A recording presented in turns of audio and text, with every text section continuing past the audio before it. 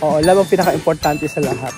If kapag may love, lahat ay susunod na eh. Kumbaga, gawin mo lahat ng ginagawa mo na may pagmamahal. Ganoon ang amigo. So, ayan ang natapos ng ilang araw nila pagkatrabaho. Marami man sila, pero at least marami ding tatapos. So, sino po bang excited? Sino excited na makita ang ating dream house? So, pag ito po mga amigo natapos, baka maiyak ako. Ito yung bahay na pangarap ko. Yung ganito na may high ceiling. Tapos meron mga halaman. Pupunin ko siya ng maraming halaman. At ere pala mga amigo, meron akong iyaano sa inyo.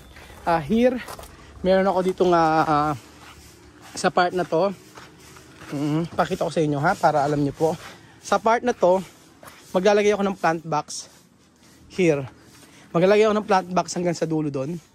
Yes po mga amigo. Maglalagay ako ng plant box at magtatanim ako ng mga sili, talong, at mga vegetable. And then ito papuplorin ko yan. Sobrang ganda po hanggang dulo. Kasi itong right to point na to ay sa pamilya po namin. Opo.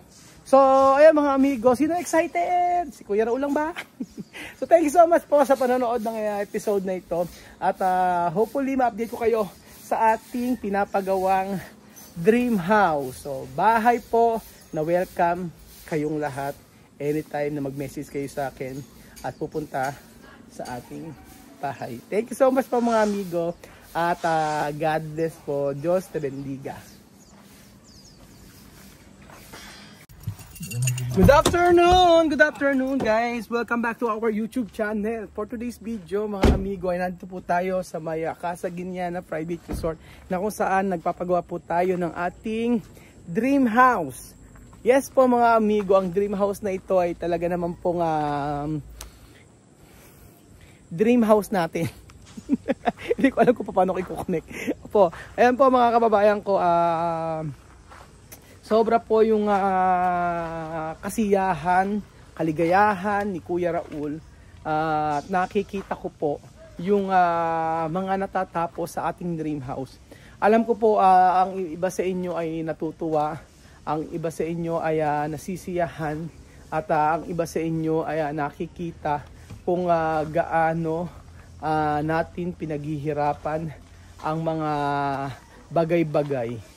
So ayan po mga kababayan ko. Bakit parang nagpupiglasan kayo nang dumating ako? 4:30 pa lang Ba't nagpupumiglasan? Nakita ko nagpipiglasan. Naghahawakan ng mga pala. Bihira itong mga tauhan na to. Ayan po mga amigo, nandito po tayo at sa part na to.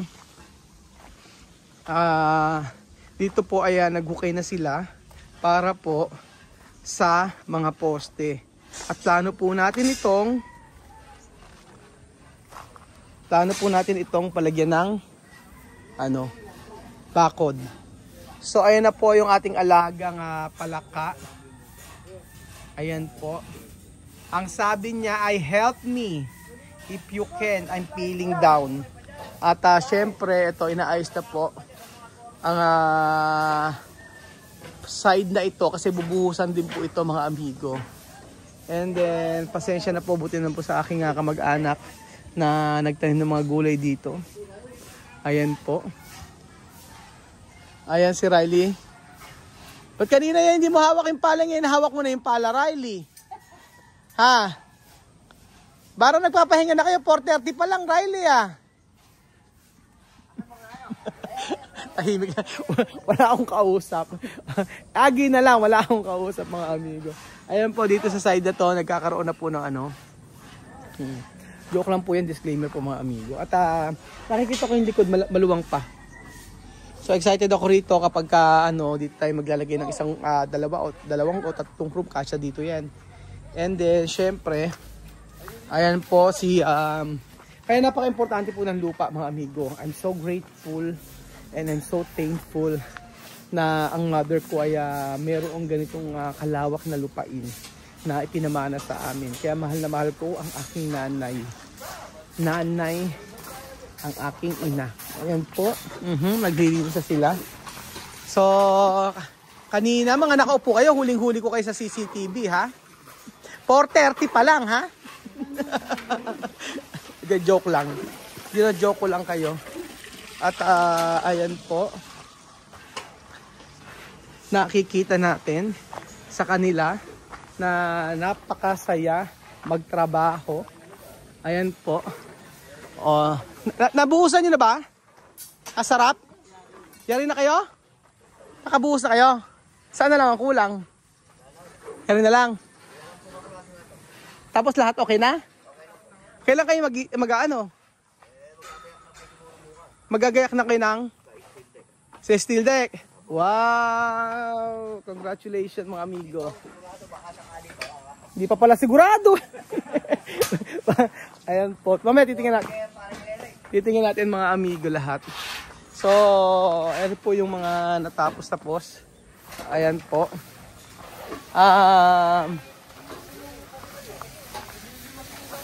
Ayan, kumikinis na at sa hapon yung lilinis-linis nila. Ayan, tama yan, sa hapon lilinisin nyo. Ganyan. Pusay. Nakapagbusa sila dito, konti na lang. Marami talaga nagagawa sa isang araw, mga amigo. Kay Ninong ko natutunan yan eh. May time kasi mga amigo ng malakas ang ulan, pahihintuin ng alas 2 o alas 3, tapos buo naman yung sahod.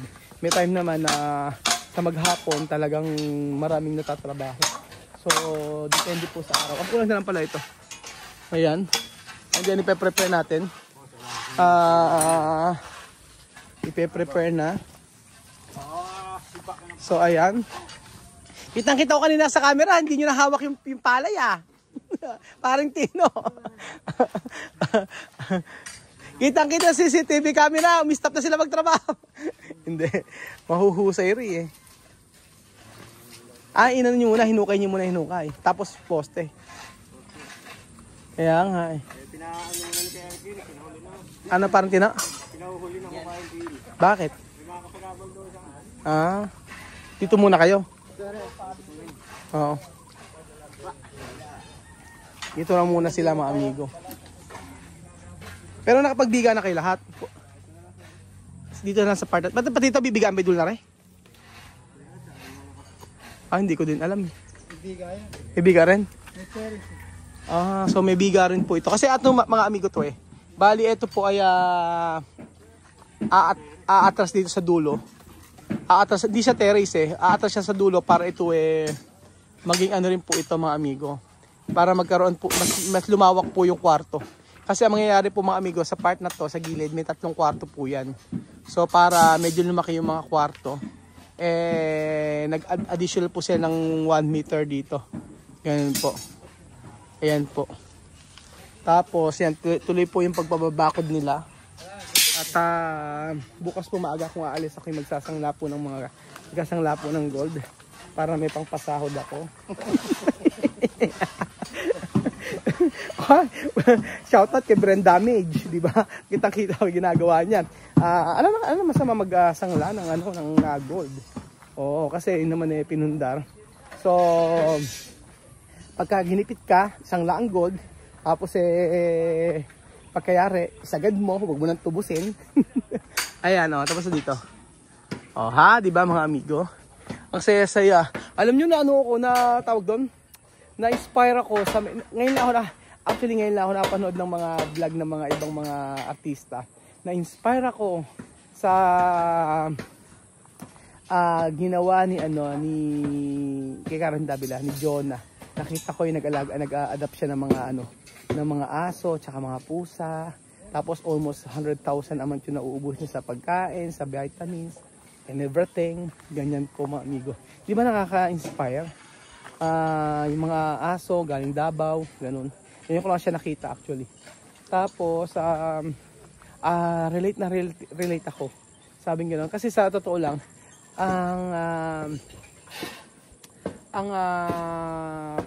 ewan anong verse nga ba yun? Yung faith, hope, and hope. Basta yung love ang pinaka-importante. Oo, love ang pinaka-importante sa lahat. If kapag may love, lahat ay susunod na eh. Kumbaga, gawin mo lahat ng ginagawa mo na may pagmamahal. Gano'n ang amigo. Nakalimutan ko, 1 Corinthians ano yata yun. Hanapin ko muna, hindi ko kabisado. So ayan po, anyway, ayan po, ayan na po. Kaya Belgium, nabigaan na halos lahat. Tingnan mo Kuya Belgium. Halos lahat ay nabigaan na. O, di ba? Unti-unting nakikita mo yung ganda, no? Unti-unti nakikita mo yung ganda, mga amigo. Ayan. So, dito sa part na ito, papasok po tayo. Hindi ko alam kung paano ako aakyat. Ayan. So, may biga na rito. Nagpe-prepare na rin daw po yung ating steel deck para sa second floor. Tapos naman na dito. Nabuhusan na ba yan, kuya? Nabuhusan na. Ayan, very good kayo dyan. Nabuhusan na dito sa part na to. So, wag lang ako mahuhulugan. Ayan po. Ito na lang ang kulang. Ito wala pang buhos. Wala pa. Ito na lang ang kulang, mga amigo. So tomorrow, mabilis na lang yan. Bukas ay mabilis na lang yan. Medyo pagod na yata ang lahat. Ito nabuhusan na rin. So kompleto na yan. Ganda. So magkakaroon pala ng hallway dito. Ay, ang ganda nito. Ito nakikita ko maganda. Ang ganda nitong lalagyan natin ng yung hallway. Lalagyan natin ng ilaw na mahahabang gano'n. O diba? Ang ganda. Ang ganda ng part na to. Tapos pagkayari sa CR, maglalagay din tayo dito. Ganda. Tapos meron pinag-worry pa nga ako ng nakaraan eh. Ba't ka ako yung bakal dito sa kabila ay bumalik ko? Oo. Sabi ko, ba't bumalik ko yung dito, yung bakal? Abay, pagkakita-kita ko naayos, naigano nila. O ngayon, okay na. Pantay pa rin siya. Ang husay. Shoutout talaga kay Ninong. So, pag natapos yung bahay na to, dahil si Ninong ang meron akong bibigay something kay Ninong. Kasi si Ninong pupunta rito, siya ang pagtatanungan lahat, siya ang pinakaulo ng project na ito. So si Ninong ay nasa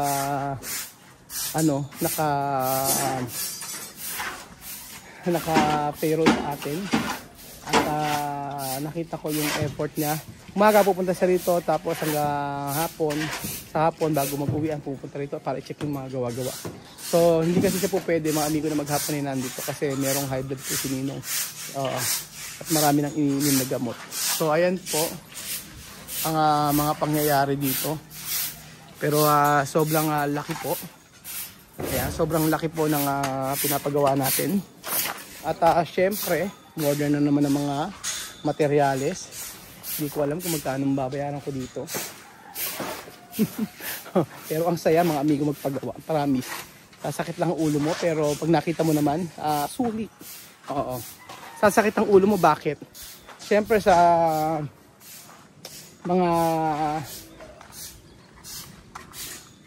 mga materyales. Lahat. Ayun po. Pero ang saya kasi, mga amigo, kita niya, lahat na nalalagyan na. So, after that, ay ang mangyayari talaga na ng steel deck, and after noon, tataasan na uli. At I think parang magpaplatada. Parang hindi naman, Kuya Belgium, masyadong hindi masyadong complicated yung loob, no. Kailangan lang talaga ng mga tiles, yung mga ganyan, no. Pero hindi siya masyadong komplikado yung mga design, para sa akin. What can you say? Hindi kasi kung masyado pong sa mga design. Siguro mas maganda yung aesthetic, no? Aesthetic. Kailangan minimalist, di ba? Kumbaga parang ikaw minimalist ka ba, aesthetic? Minimalist. Minimalist. Oo, si Madam Aesthetic. Si Kuya Raul animalistic. Ako sa'yo. Una ko na sarili ko. So, Kuya Benji, wala siyang gana ngayong araw. Wala pong sugar ang kanyang katawan.